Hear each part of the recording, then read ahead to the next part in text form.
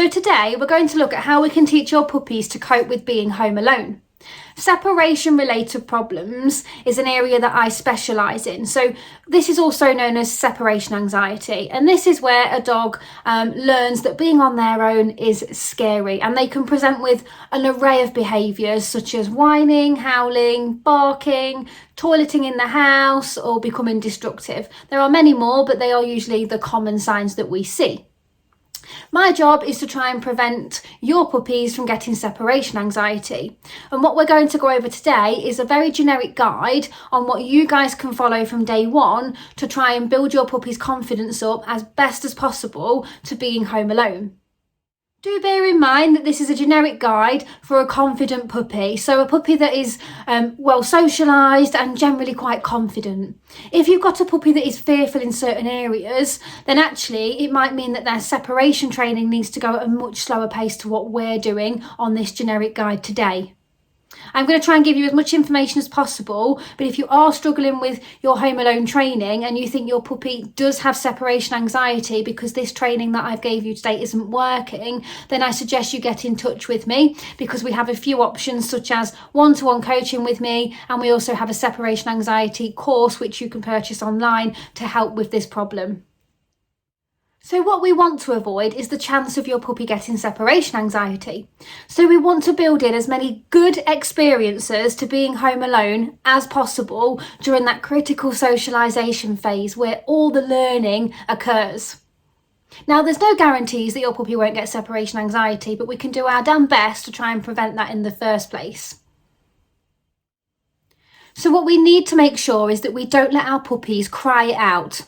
If we want to add in lots of good experiences to our puppy's home alone training, the last thing that we want to do is leave our puppy on their own to whine and cry. And unfortunately, there is lots of advice still out there on the internet to do so. But this is going to highly increase your chances of your puppy having a separation anxiety problem, which is then going to be more difficult to treat in the future and take much longer. So avoid letting them cry out at all costs. Another reason that we don't let them cry out is because it will have future impacts on other behaviours. So if they're lacking sleep and their mood's being affected on a day-to-day basis because they're stressed they're on their own at home, then what we're going to do is increase the chances of other behavioural problems occurring, because all they're doing is having a stressful experience every single day. The research also suggests that puppies that have never been well socialised have a higher chance of getting separation anxiety. So what can we do? We can socialise our puppies well. So go back to your socialisation videos and just make sure that you are socialising your puppy in an appropriate way so that you can enhance the chances of your puppy having the best success to their home alone training. What we're looking for is a super confident and happy, healthy pup. And that is usually what we get when we have a well socialised puppy. In your socialisation videos, I did bang on about that socialisation is more important than obedience training, because we can teach them fancy tricks at any time of their life. But socialisation, once you go past that window, we can't get that back. So that is the same for your home alone training. That is much more important than teaching your puppy lots of fancy tricks and trying to get them super obedient. I'd much rather you focus on your home alone training and your socialisation so you have a nice super confident pup, and then you can start your obedience training. So what I'm going to do now is go through a step-by-step process of how you can teach your puppy to be home alone and the exercises that you guys can do to help your puppy become a more confident and happy pup. So step one is making sure that you get your first few days right.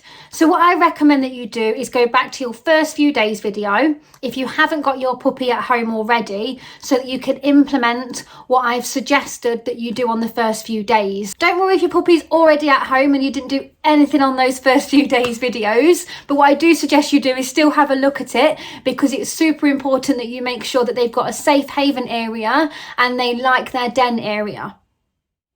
So firstly, what I want you guys to do is become skilled observers of your puppy's body language from day one.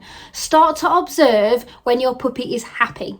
What you want to learn is what are the signs that your puppy shows when they're relaxed. Because that's going to be really important when you start your home alone training, is that if your puppy starts to change their behaviour when you leave the house, you can start to pinpoint, actually, is my puppy relaxed or is it starting to show some stress signals? And that's when you know that you should come back in when you see those stress signals. So one exercise that we can do with our puppies on the first few days, which is also in your 7-day guide after this video, is called the Peekaboo exercise. So puppies learn through object permanence, and what this is that understanding that when things disappear, they still exist. Bear in mind our puppies have been ripped away from their mum and siblings, and they have learnt when things disappear, they don't exist anymore. So that's a really scary experience for our puppy. But what the Peekaboo game can do is it can teach your puppy that when things disappear, like yourself, for a split second, you still exist. You're still there and you're still around. What this game does not do is it doesn't teach your puppy that when you go out of the house, you're coming back. Okay, there's a difference with the two exercises. So we will start with Peekaboo and then we'll start building on duration out of the main door once you've done that exercise for a few days. So step 1 to the Peekaboo exercise, we're just going to use a toy for this. It's going to be a really nice light exercise to teach your puppy that things that when they go away, they still exist. So you're going to have a toy and you're going to play a game with your puppy. You're then going to rapidly move this behind your back out of sight. And then after 1 second, you're going to bring it back out again and have a game with your puppy. And what this is teaching them is that when that toy disappears, it does still exist, and then the game will start again. So it's a really nice, fun game for your puppy to learn. So step 2, we're going to play the same game, but we're going to use us as the object. So you're going to pick a spot that you can quickly disappear out of sight from in your house, but return immediately. This exercise must not be stressful for your puppy, okay? So if it is stressing your puppy out, then I suggest when you go out of sight, you do a half out of sight motion. So you take your body out, but you keep your head in view. So almost you bob your head in and out so they can still see you before you make your whole body go out of sight. When you pick the location, again, make this really easy. It might just be past a door in your house where you can immediately come back in sight within 1 second. So it's very, very quick. Step 3, we're going to make this a bit more challenging. So this is hide and seek. You're now going to go and hide in a location.